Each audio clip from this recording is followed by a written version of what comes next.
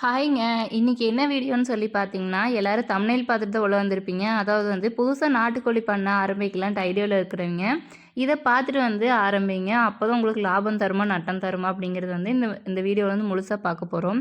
First வந்து என்னன்னா, நான் ஒரு 8 ஸ்டெப் வந்து சொல்றேங்க. அந்த 8 ஸ்டெப் நீங்க கரெக்ட்டா ஃபாலோ பண்ணீங்கன்னா, நாட்டுக்கோழி பண்ணையில வந்து எந்த ஒரு லாஸுமே இருக்காதுங்க. என்னன்னா, ஃபர்ஸ்ட் வந்து ஆரம்பிக்க தேவையான அடிப்படை அறிவு. நம்மளுக்கு வந்து நாட்டுக்கோழி நம்ம வாங்கி நம்ம வளர்த்தா நம்மளுக்கு அதை பற்றி எல்லா டீட்டெயிலும் தெரியுமா? அதுதான் வந்து ஃபர்ஸ்ட் பாயிண்ட். இன்னொன்று வந்து பார்த்திங்கன்னா, நம்ம என்ன கோழி வளர்க்குறோம், இல்லைன்னா நம்மளுக்கு சொல்லுவாங்க இது நாட்டுக்கோழி தாங்கன்னு சொல்லுவாங்க. ஆனால் அது வந்து நாட்டுக்கோழியான்னு சொல்லிட்டு நம்மளுக்கு தெரியாது. அந்த மாதிரி பார்த்திங்கன்னா, நம்மளுக்கு வந்து இனங்களை வந்து கரெக்டாக தேர்வு செய்ய தெரியணுங்க.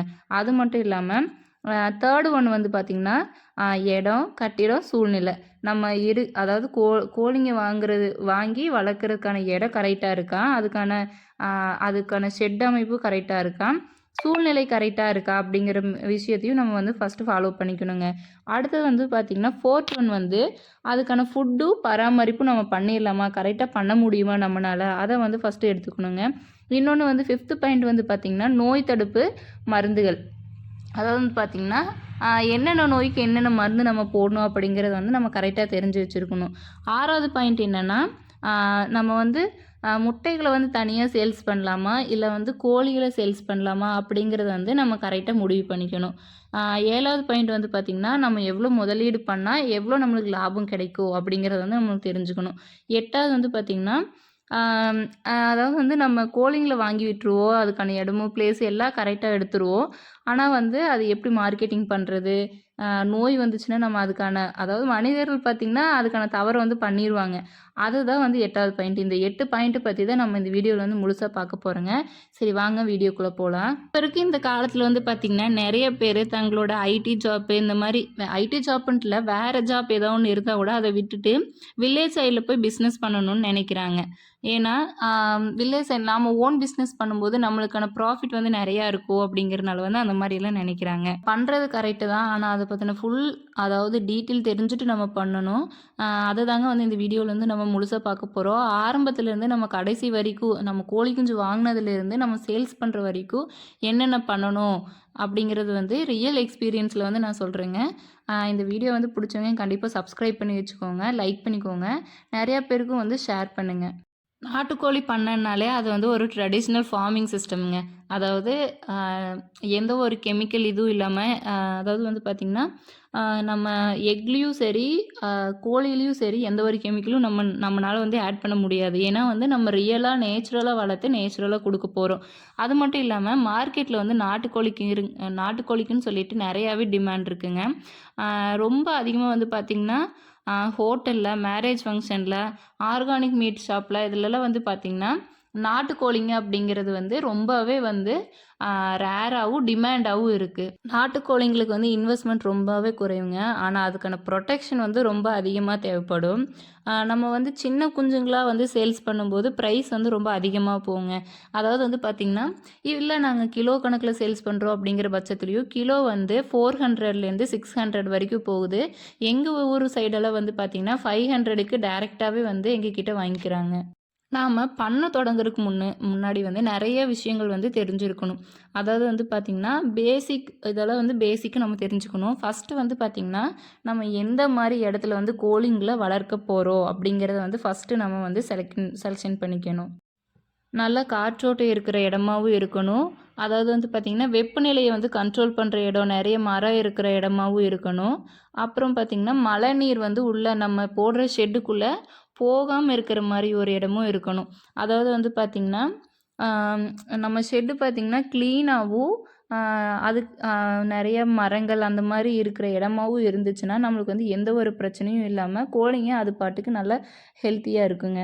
இல்லை சிஸ்டர், நாங்கள் கோழிப்பண்ணை வந்து அமைக்கிறோம். எங்களுக்கு எந்த மாதிரி ஷெட் அமைக்கணும்னு சொல்லி தெரில அப்படிங்கிறவங்க வந்து ஃபஸ்ட்டு வந்து பார்த்திங்கன்னா, பண்ணை வந்து நம்ம பிராய்லர் பண்ணைக்கு ஒரு மாதிரி போடுவோம்.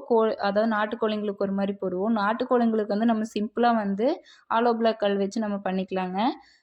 அதாவது 100 கோழிங்கள் இருந்துச்சுன்னா நம்மளுக்கு வந்து 15 × 20 ஃபீட்டு அந்த டிஸ்டன்ஸில் வந்து நம்மளுக்கு வந்து ஒரு ஷெட் இருந்தால் அதுவே வந்து நம்மளுக்கு போதுமானதாக இருக்குங்க. அதாவது வந்து பார்த்திங்கன்னா இதுக்குன்ட்டு வந்து நம்ம எங்கேயாச்சும் பர்மிஷன் வாங்கணுமா அந்த மாதிரி வந்து எதுவுமே இல்லை. நம்ம ஓன் பிளேஸில் வந்து நம்ம கோழிங்களை வளர்க்கலாம். நம்ம தோட்டம் இருந்தாலும் அதில் வந்து வளர்த்துக்கலாம். அதே மாதிரி இப்போ வந்து பார்த்திங்கன்னா பொல்யூஷன் ஃப்ரீயாக இருக்கிற இடம், அதாவது வந்து ரொம்ப அதாவது வண்டிங்க போகிற இடத்துல பொல்யூஷன் ஃப்ரீ, வண்டிங்க போகிற இடத்துல நம்ம வந்து ஷெட்டு போடாமல் நல்லா காத்தோட்டமாக இருக்கிற இடத்துல வந்து போடுற பட்சத்தில் வந்து நம்மளுக்கு வந்து எந்த ஒரு பிரச்சனையும் இல்லாமல் இருக்குங்க. அதே மாதிரி வந்து பார்த்திங்கன்னா பிராய்லர் பண்ண போடும்போது கண்டிப்பாக வந்து நம்ம நிறைய பர்மிஷன் எல்லாம் வாங்க வேண்டியதாக இருக்கும். நாட்டுக்கோழி பண்ணைக்கு அந்த மாதிரி எதுவுமே இல்லைங்க. நம்ம வந்து நம்மளே வந்து ஷெட்டு போட்டுக்கலாம். அது மட்டும் இல்லாமல் கவர்மெண்ட்டில் வந்து பார்த்திங்கன்னா நிறையா ஸ்கீம்ஸ் இருக்குங்க. அந்த மாதிரி நம்ம ஸ்கீம்ஸ் வாங்கி லோன் வாங்கியும் போடலாம் அப்படிங்கிற ஐடியாவில் இருந்தீங்கன்னா கூட அந்த மாதிரி வந்து நம்ம லோனு ஸ்கீம் என்னென்ன ஸ்கீம் இருக்குதுன்னு சொல்லி நம்ம பார்த்து லோன் வாங்கி நம்ம போட்டுக்கலாம். நம்மளுக்கு வந்து ஷெட் அமைக்கிறதுக்குன்ட்டு தனியாக அமௌண்ட் கொடுக்குறாங்க. அது மட்டும் இல்லாமல் கோழிங்க வாங்குறதுக்குன்னு சொல்லி கொடுக்குறாங்க. இன்குபேட்டர் வாங்குறதுக்குன்னு சொல்லி தனியாக கொடுக்குறாங்க. இந்த மாதிரி பார்த்திங்கன்னா செப்பரேட்டாக வந்து நிறைய ஸ்கீம்ஸ் வந்து இருக்குது. நம்ம வந்து அந்த ஸ்கீம்ஸ் எல்லாம் அப்ளை பண்ணி நம்ம வேணா வந்து நம்ம கோழிங்க வந்து வாங்கிக்கலாம். அடுத்ததா வந்து பார்த்திங்கன்னா, நம்ம வந்து இனங்கள வந்து கரெக்ட்டா தேர்ந்தெடுக்கணும். அதாவது வந்து பார்த்திங்கன்னா, நாட்டுக்கோழின்னு சொல்லிட்டு பல பேர் வந்து அசல் கோழிகள வந்து குடுத்துருவாங்க. அதாவது வந்து பார்த்திங்கன்னா, அசலுங்கிறது வந்து அது ஒரு வேற மாரி இருக்கும். அது வந்து பார்த்திங்கன்னா, நெறைய சண்டை போட்டுக்குங்க. கோழிங்கள பார்த்தாலே தெரியும். நெறைய சண்டை போட்டுக்குங்க. அது மட்டும் இல்லாம, அ ரொம்ப கிடுகிடுகிடுன்னுலாம் குரோத் தராது. ரொம்ப ஸ்லோ குரோத் தான் இருக்கும். ஆனா, ரொம்ப வந்து ஸ்ட்ராங்கா இருக்கும். அதாவது வந்து நோய் எதிர்ப்பு சக்தி அதெல்லாம் வந்து கொஞ்சம் அதிகமாவே இருக்கும். அதே மாரி கடக்நாத், கருப்பு கோழிங்கள்னு சொல்லுவாங்க. அது வந்து ஹை புரோட்டீன் இருக்குங்க. அதில வந்து ஹை புரோட்டீன் இருக்கிறனால வந்து ரொம்ப காஸ்ட்லியாவும் இருக்கும். நம்ம ப்ரீட் செட்டப்பும் வந்து பார்த்திங்கன்னா, ரொம்ப காஸ்ட்லியா அமௌண்ட் வந்து நம்ம சென்ட் பண்ணி போடுற மாரி இருக்கும். அதே மாரி பார்த்திங்கன்னா, நாட்டுக்கோழி இது வந்து தமிழ்நாட்டில பார்த்திங்கன்னா ரொம்பவே டிமாண்டா இருக்கு. அது மட்டும் இல்லாம வந்து பார்த்திங்கன்னா, ரொம்ப யூஸ் பண்ற ஒரு சிக்கன் வெரைட்டியில் வந்து இது வந்து மெயின் ஒன்றுங்க. அடுத்தது 4வதா வந்து பார்த்திங்கன்னா, கிரிராஜா அண்டு கிராமப்பிரியான்னு சொல்லிட்டு. அது வந்து பார்த்திங்கன்னா, அதாவது அதுவுமே வந்து அசல் மாரி தான்.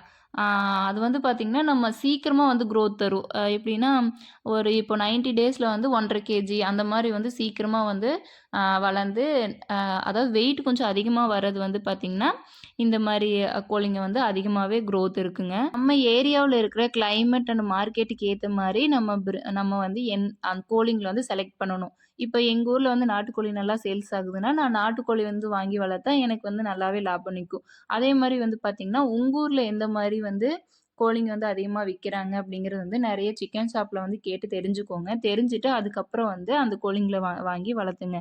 அது மட்டும் இல்லாம நம்ம குஞ்சுங்க வாங்கும்போது வந்து ஒரு நாள் குஞ்சா வந்து வாங்கி வளர்க்கறனால வந்து நம்மளுக்கு நெறையாவே வந்து பெனிஃபிட் இருக்கும். அதாவது பெரிய கோழிங்கள வாங்கி வளர்க்கிறத விட, ஒரு நாள் குஞ்சு வந்து வாங்கிட்டு வந்து இல்லன்னா சின்ன குஞ்சுங்க, ஒரு நாள் குஞ்சுன்ட்டு இல்ல 1 மந்த் குஞ்சு.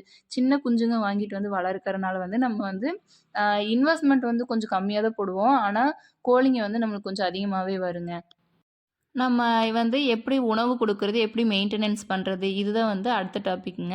அதாவது வந்து பார்த்திங்கன்னா, ஃபஸ்ட்டு வந்து நம்ம ஃபுட்டில வந்து நல்லாவே கான்சன்ட்ரேஷன் பண்ணணும். அப்பதான் வந்து நம்மளுக்கு வந்து கோழிங்க குரோத் வந்து அதிகமாவே இருக்கும். ஃபஸ்ட்டு நம்ம கோழிங்க வந்து எது எது நல்லா சாப்பிட்டுக்கும்னா, கம்பு, சோளம், தட்டப்பருப்பு, அதே மாரி பார்த்திங்கன்னா, உடைச்ச அரிசின்னு சொல்லுவாங்கல்ல அது. அதே மாரி பார்த்திங்கன்னா, கீரை ஐட்டம் அது வந்து நெறைய நம்ம வந்து ஷெட்டு போட்டு வளர்க்குறவங்களுக்கெல்லாம் தெரியும். நம்ம கீரை வந்து பொறிச்சுட்டு போய் உள்ள போட்டோனே அது எல்லாத்தையும் டோட்டலா வந்து சாப்பிட்டு போயிரும். அந்த மாரி வந்து கிரீனிஷா இருக்கிற வாழைத்தண்டு, கிரீனிஷ் லீவ்ஸ் எல்லாமே வந்து நெறைய சாப்பிட்டுக்குங்க. பச்சை பச்சை பசேலா இருக்கிற பொருள் எல்லாத்தையுமே புல்லு இந்த மாரியெல்லாம் வந்து ஒரு ஒரு கோழிங்க வந்து எல்லாமே வந்து புல்லு, கீரை இதெல்லாம் வந்து சாப்பிடும். இத வந்து நம்ம எங்கேயாச்சும் கீரைலாம் வந்து நம்ம மார்க்கெட்ல வாங்கிட்டு வந்து தான் போடுற மாரி இருக்கும். புல்லெல்லாம் வந்து அதுவே வளர்ந்து அதுவே சாப்பிட்டுக்கும். நெக்ஸ்ட் வந்து பார்த்திங்கன்னா, சுத்தமான நீருங்க. இதுதான் ஃபஸ்ட்டு விஷயம். என்னன்னா வந்து, கோழிங்களுக்கு குடுக்குற தண்ணி வந்து நம்ம இந்த மாரி வெளி மேய்ச்சல் மேயும்போது போற தண்ணியே அதாவது நம்ம டேப்ல திருப்பிட்டு அதுவே குடிச்சுக்கும். ஆனா வந்து நம்ம அதாவது ஷெட்டுல போட்டு வளர்க்குற மாரி ஒரு ஐடியா இருந்துச்சுன்னா, நம்ம வந்து அதுக்கு 2 நாளுக்கு ஒரு டைம் வந்து தண்ணிய சேஞ்ச் பண்ணி வைக்கிற மாரி ஒரு சிச்சுவேஷன் வந்து வருங்க. நம்ம வந்து தண்ணிய வந்து சேஞ்ச் பண்ணி வைக்கணும்.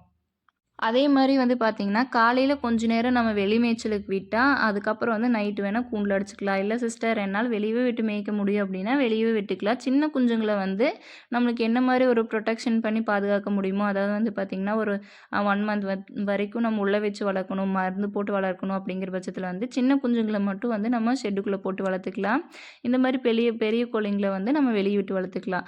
அது மட்டும் இல்லாம, நம்ம வெளிய விட்டு வளர்த்தா தான் வந்து அந்த சிக்கனும் வந்து பார்த்திங்கன்னா, நம்மளுக்கு டேஸ்டியாவும், ரொம்ப ஹெல்த்தியாவும் இருக்குங்க. இது வந்து யாருமே சொல்லியிருக்க மாட்டாங்க. நான் வந்து என்னோட ஓன் எக்ஸ்பீரியன்ஸில வந்து சொல்றேன். அது மட்டும் இல்லாம லைட்டிங் செட்டப் வந்து நம்ம என்ன மாரி பண்ணணும்னு சொல்லிட்டு நெறைய பேர் வந்து கேட்டிருக்காங்க. அவைங்க வந்து லைட்டிங் செட்டப் வந்து சின்ன குஞ்சுங்களா இருந்தா, ரெகுலரா வந்து நம்மளுக்கு லைட் வந்து எரிஞ்சுட்டே இருக்கணும். அதாவது வந்து பார்த்திங்கன்னா, 1 மந்த் வரைக்கும் நம்மளுக்கு எரியணும். அதே மாரி கோழிங்களுக்கு வந்து நம்மளுக்கு 10 மணி வரைக்கும் இருந்தா போதுங்க. பெரிய கோழிங்கள உள்ள விட்டு விட்டு வளர்க்குற மாரி இருந்தா 10 மணி வரைக்கும் உள்ள இருந்த லைட் வெளிச்சம் இருந்தா போதும். அதுக்கப்புறம் வந்து நம்மளுக்கு லைட் வெளிச்சம் வந்து தேவைப்படாது. இது மாரி வந்து பார்த்திங்கன்னா, கோழிங்கள வளர்க்கறனால வந்து கரெக்ட்டா ப்ராப்பரா நம்ம வந்து என்னென்ன நம்ம யூஸ் பண்ணி வளர்க்க முடியுமோ, அதெல்லாம் வந்து யூஸ் பண்றதுனால, கோழிங்கள வந்து எந்த ஒரு நோயும் இல்லாம நம்ம வந்து நல்லாமே வளர்க்க எடுக்கலாங்க. ஆமாங்க சிஸ்டர். நோய் வரும், நோய் வரும்னு சொல்கிறீங்களே, அந்த மாரி என்ன நோய் தான் நம்ம கோழிங்களுக்கு வரும்? இது வந்து மெயின் விஷயங்க. நம்ம வந்து நெறையா பேர் பண்ணுற விஷயம் தப்புனா இதுதான். என்னென்னா வந்து ஒரு கோழிக்கு நோய் வந்திருக்கும், அத வந்து நம்ம பார்க்காம விட்டுருவோம். அப்படியே வந்து பார்த்திங்கன்னா, நம்ம பண்ணையவே தூக்கிருங்க. அந்த மாரி ஒரு கண்டிஷனுக்கு போகும். அதனால வந்து பார்த்திங்கன்னா, நோய் மேலாண்மை அப்படிங்கிறது வந்து ரொம்பவே முக்கியம். வெயில் காலங்கள்ல வந்து பார்த்திங்கன்னா, அம்மை நோய், அதே மாரி குளிர் சீசன்ல வந்து மழைக்காலங்கள்ல வந்து சளி, காய்ச்சல் இந்த மாரி வந்தெல்லாம் நம்மளுக்கு வந்து நோய்கள் வந்து நெறையாவே வருங்க. அதுக்கப்புறம் வந்து பார்த்திங்கன்னா, ராணிக்கட்டுன்னு சொல்லிட்டு ஒரு நோய் வரும். வெள்ளை கழிச்சல்னு சொல்லிட்டு ஒரு நோய் வரும். இந்த மாரி வந்து பார்த்திங்கன்னா, நோய்க்கு ஏத்த மாரி நம்ம வந்து மருந்துகள் எல்லாம் வந்து நம்ம ஃபஸ்ட்டு முன்கூட்டியே வாங்கி வச்சுக்கலாம். இல்ல சிஸ்டர் நான் வந்து இப்போ தான் ஆரம்பிக்கிறேன் அப்படிங்கிற பட்சத்தில வந்து அப்பப்போ நம்மளுக்கு தேவையானத வந்து மெடிக்கல்ல வாங்கி நம்ம அப்பப்போ வந்து யூஸ் பண்ணிக்கலாம். நோய் மேலாண்மை அப்படிங்கிறது வந்து ஃபஸ்ட்டு முக்கியங்க.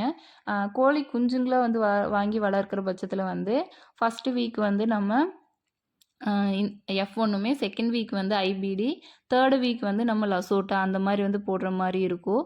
அதுக்கப்புறம் வந்து பார்த்திங்கன்னா, ஒரு 2 மாத குஞ்சுங்களுக்கு வந்து ஆர்டிவிகே அந்த மாரி வந்து ஒரு மருந்து வந்து போடணுங்க. அது மாரி வந்து நம்ம கரெக்ட்டா வந்து ப்ராப்பரா வந்து மருந்து யூஸ் பண்ணுறனால, எந்த ஒரு பிரச்சனையும் இல்லாம கோழிங்கள வந்து வளர்க்கலாம்.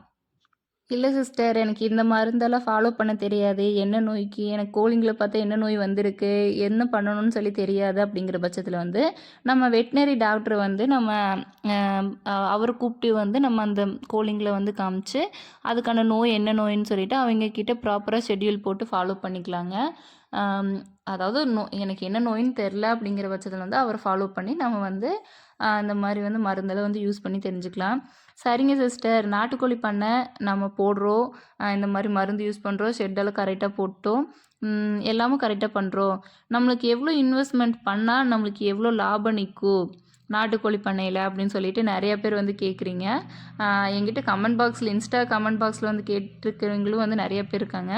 அவைங்க வந்து பார்த்தீங்கன்னா, ஒரு இப்போ நான் சுமாரா சொல்றேன். ஒரு நம்ம 100 சிக்ஸ் வந்து வாங்குறோம்னா, அது வந்து 3000லேருந்து 5000 வரைக்கும் வாங்கிக்கலாம்.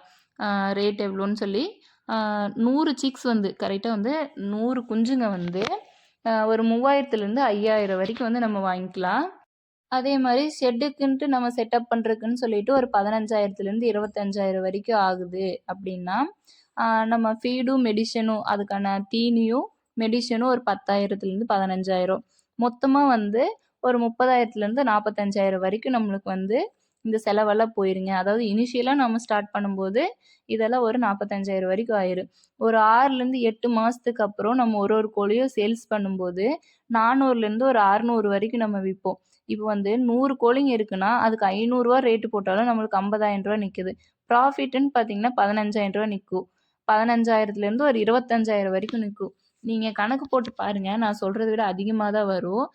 ஒரு ஒரு ஊர்லயும் வந்து பார்த்தீங்கன்னா, ஒரு ஒரு மாரி கோழிங்க வந்து ரேட் போகுது. அதனால வந்து அதிகமாவே வரும். நம்ம கோழி பண்ணையில என்னென்ன தவறு வந்து செய்யக்கூடாது? என்னென்ன தவறு நம்ம செய்யக்கூடாது? அதாவது வந்து பார்த்திங்கன்னா, அதாவது ப்ராப்பரா வந்து நம்ம வந்து ஃபீடு போட மாட்டோம். காலையில வந்து போட்டா, அதுக்கப்புறம் வந்து நைட்டு அந்த மாரி தான் வந்து ஃபீடு வந்து போடுவோம். அந்த மாரி வந்து இருக்கிற பட்சத்துலயும், நம்மளுக்கு வந்து கோழிகள் இழப்பு வந்து அதிகமா இருக்குங்க. இன்னொன்னு வந்து பார்த்திங்கன்னா, நெறையா கோழிங்கள ஒரே ஷெட்ல போட்டு அடைச்சி வச்சுருது. அந்த மாரி இருக்கும்போதுமே, அதுக்கு வந்து சுவாச பிரச்சனை வந்து கோழிங்கள் வந்து இழக்கிறதுக்கு வாய்ப்பு இருக்குங்க.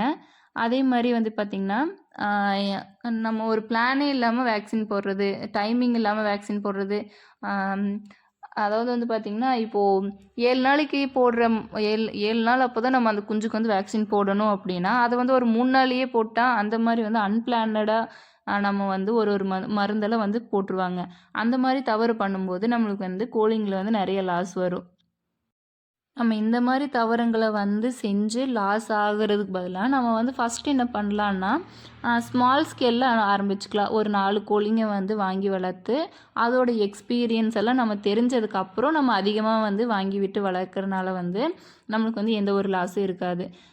இது வந்து பார்த்திங்கன்னா நாட்டுக்கோழி பண்ணை வந்து ஸ்லோவாக தான் நம்மளுக்கு வந்து இது வந்து தருங்க. இப்போ வந்து பிராய்லர் வந்து நம்ம செட் அமைச்சா அது வந்து ஒரு 40 டேஸ்லேயே நம்மளுக்கு வந்து அமௌண்ட் எல்லாம் கைக்கு வர மாதிரி இருக்கும். ஆனால் இந்த நாட்டுக்கோழிங்களை வந்து அந்த மாதிரி இருக்காது.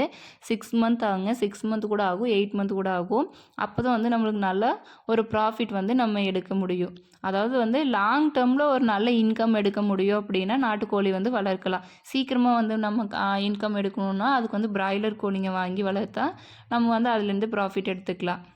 நம்ம வந்து கோழிங்க மேலே வச்சுருக்கிற கண்ணும் அதாவது வந்து ப்ராப்பரான கேரும் நம்மளுக்கு அது மேலே ஒரு வெறிங்கிறத விட ஆசை வெறி எப்படி வேணால் சொல்லலாம். எனக்கு இதை வளர்த்தே ஆகணும், நான் இதை செஞ்சே ஆகணும் அப்படின்னு நினைக்கிறவங்க மட்டும் வந்து நாட்டுக்கோழியை வந்து வளங்க. இல்லைனா வந்து நான் வந்து பிராய்லர் கோழி செட்டப் பண்ணிக்கிறேன் அப்படின்னா அந்த மாதிரி விட அவங்க வந்து அந்த மாதிரி பிராய்லர் கோழி வந்து வளர்த்துக்கலாம். அதுவுமே வந்து பார்த்திங்கன்னா இதுக்கு வந்து நம்மளுக்கு இன்வெஸ்ட்மெண்ட் கம்மி, அதுக்கு வந்து இன்வெஸ்ட்மெண்ட் வந்து ஜாஸ்தி. எது உங்களுக்கு வந்து ஓகேவா அமையுதோ அந்த மாதிரி வந்து பார்த்து பண்ணிக்கலாம். இது வந்து நம்ம ப்ராப்பராக பண்ணிட்டு வரனால வந்து நம்ம மட்டும் இல்லாமல் நம்ம பின்னாடி ஜென்ரேஷனுக்கும் வந்து அவங்க பண்ணலாம் அப்படிங்கிற பட்சத்துலேயும் வந்து அவங்களும் பண்ணிக்கலாம். நம்ம வெளியே போய் நம்மளுக்கே தேவைப்பட்டால் கூட கோழிங்க வந்து வெளியே போய் வாங்க தேவையில்லை. நம்ம வீட்டில் இருந்து நம்மளே வந்து அதை சுத்தம் பண்ணி அதை வந்து நம்ம சாப்பிட்டுக்கலாம். இன்னொன்று என்னென்னா ஃபஸ்ட்டு வந்து நம்பிக்கை. நான் வந்து கோழி குஞ்சுங்களை வந்து நல்லா வளர்த்து கொண்டு வந்துடுவேன் அப்படிங்கிற நம்பிக்கையும் நான் சுத்தமாக இடத்த வச்சு அதுக்கான ப்ராப்பரான வேக்சின் நான் எந்த ஒரு கவனச்சிதறவும் இல்லாமல் கரெக்டாக வந்து கவனமாக எல்லா மருந்து போட்டுருவேன். நம்பிக்கை, சுத்தம், கவனம் இந்த 3 இருந்துச்சுன்னா நம்ம வந்து சீக்கிரமாக நாட்டுக்கோழி பண்ணையில் வந்து வெற்றி அடைஞ்சு வந்துடலாங்க. உங்களுக்கு வந்து இந்த வீடியோ ரொம்ப பிடிச்சிருக்குன்னு நினைக்கிறேன். இந்த வீடியோ பிடிச்சவங்க வந்து சப்ஸ்கிரைப் பண்ணி வச்சுக்கோங்க. நான் வந்து நாட்டுக்கோழிங்க தான் வந்து வளர்த்துட்ருக்கேன். வீடியோவில் காமிக்கிற எல்லா நாட்டுக்கோழிங்களும் எங்களோட தாங்க. இது மட்டும் இல்லாமல் நிறையாவே இருந்துச்சு. இப்போ ரீசெண்டாக வந்து புரட்டாசி மாதம் முடிஞ்சதுனால வந்து எல்லாத்தையும் வந்து சேல்ஸ் பண்ணியாச்சுங்க. நாங்கள் வந்து 2 ஷெட்டு வந்து போட்டு வளர்த்துட்ருக்கோம். நாங்கள் வந்து சிம்பிளான ஷெட்டு தான் வந்து போட்டோம். ஒன்று வந்து கொஞ்சம் இன்வெஸ்ட்மெண்ட் அதிகமாக பண்ணி போட்டிருக்கோம். இன்னொன்று வந்து பார்த்திங்கன்னா இன்னொரு ஷெட்டு வந்து நாங்களே வந்து போட்டதுனால வந்து இன்வெஸ்ட்மெண்ட் வந்து கொஞ்சம் கம்மிங்க. நாங்கள் வச்சுருக்கிற ஏரியாவில் வந்து பார்த்திங்கன்னா ஃபுல்லாமே வந்து மரம் இருக்குது. சைட்லலாம் வந்து பார்த்திங்கன்னா மரம் வச்சுட்ருக்கோம். அதனால் வந்து பார்த்திங்கன்னா நிழலுக்கு வேணும்னாலும் அது போய் அந்த நிழலில் நின்றுக்கும். அது மட்டும் இல்லாமல் இப்படி வந்து அடிக்கடி வந்து பூமியை கொஞ்சம் ஈரம் பண்ணுறதுனால வந்து சீக்கிரமாக வந்து அதுங்களுக்கு வந்து அதாவது வெயில் சீசனில் வர நோய் அம்மை அந்த மாதிரி நோயெல்லாம் வந்து வராதுங்க. ஏன்னா வந்து குளிர்பதம் அதிகமாக இருக்கறனால அந்த ஒரு இது இல்லாமல் வந்து நாங்கள் வந்து கரெக்டாக தான் வந்து பார்த்துட்ருக்கோம். நாட்டுக்கோழிங்க மட்டும் இல்லாமல் வாத்துங்க எல்லாமே வந்து வளர்த்துட்டு வரோங்க. மறுபடியும் சொல்கிறேங்க, உங்களுக்கு இந்த வீடியோவில் வேறு ஏதோ ஒன்று டவுட் இருந்துச்சுன்னா கண்டிப்பாக வந்து கமெண்ட் பண்ணுங்கள். உங்களுக்கான கமெண்ட்க்கான ஆன்சர் வந்து கண்டிப்பாக வந்து நான் கொடுப்பேங்க. வேறு என்ன வீடியோ உங்களுக்கு அடுத்த வீடியோவை வந்து வேணும்னு சொல்லிட்டு கமெண்ட் பண்ணுங்கள். அந்த வீடியோ வந்து நெக்ஸ்ட் வீடியோ வந்து க்ரியேட் பண்ணி போட்டுடலாம். உங்களுக்கு இந்த வீடியோ பிடிச்சிருக்குன்னு நினைக்கிறேன். உங்களுக்கும் நீங்கள் இந்த வீடியோ பார்த்துட்டு தெரிஞ்சுட்டு உங்கள் ஃப்ரெண்ட்ஸ் யாராச்சும் இந்த வீடியோ பார்க்கணும் அப்படிங்கிற பட்சத்தில் வந்து அவங்களுக்கும் ஷேர் பண்ணுங்கள். நாட்டுக்கோழி பண்ணை எப்படி ஆரம்பிக்கணும், எந்த மாதிரி செட்டப் பண்ணணும் அவங்களுக்கும் ஒரு ஐடியா வந்து கிடைக்குங்க. சப்ஸ்கிரைப் பண்ணி வச்சுக்கோங்க. ரொம்ப தேங்க்ஸுங்க.